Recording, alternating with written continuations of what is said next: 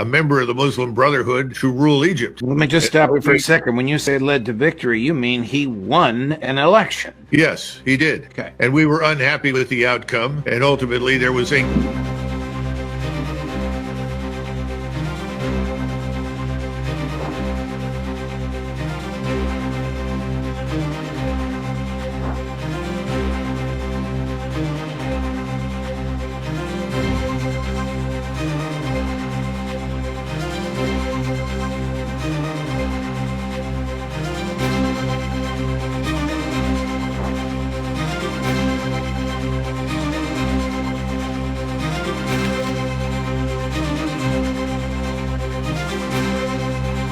They're really very concerned about General Sisi's longevity. Frankly speaking, General Sisi, who rules Egypt, was installed in large part by us against the Muslim Brotherhood, which is led by Mr. Erdogan in Turkey, that a man named Morsi had led to victory in Egypt. And we decided that it was not in the interest of the United States, Israel, and the West for a member of the Muslim Brotherhood to rule Egypt. Let me just stop you for a second. When you say led to victory, you mean he won an election. Yes, he did. Okay. And we were unhappy with the outcome. And ultimately, there was a coup for all intents and purposes, subsequently validated or legitimated in the future by another election that obviously was tainted. But the bottom line is that we got what we thought we wanted, and we have bankrolled General Sisi and his regime. Without the money that pours into Egypt, not only would there be general unrest, but he'd have difficulty paying his armed forces, particularly the army. He's not the only one. That's also true for King Abdullah in Jordan. But right now, his position in Egypt, that is Sisi's, is very fragile. And the public, the millions of people who live in that country, it's almost 100 million people, are desperately unhappy at the failure of Egypt and the other Arab states to raise any hand whatsoever against Israel in view of its mass murder and expulsion campaign in Gaza. So I think that they're worried that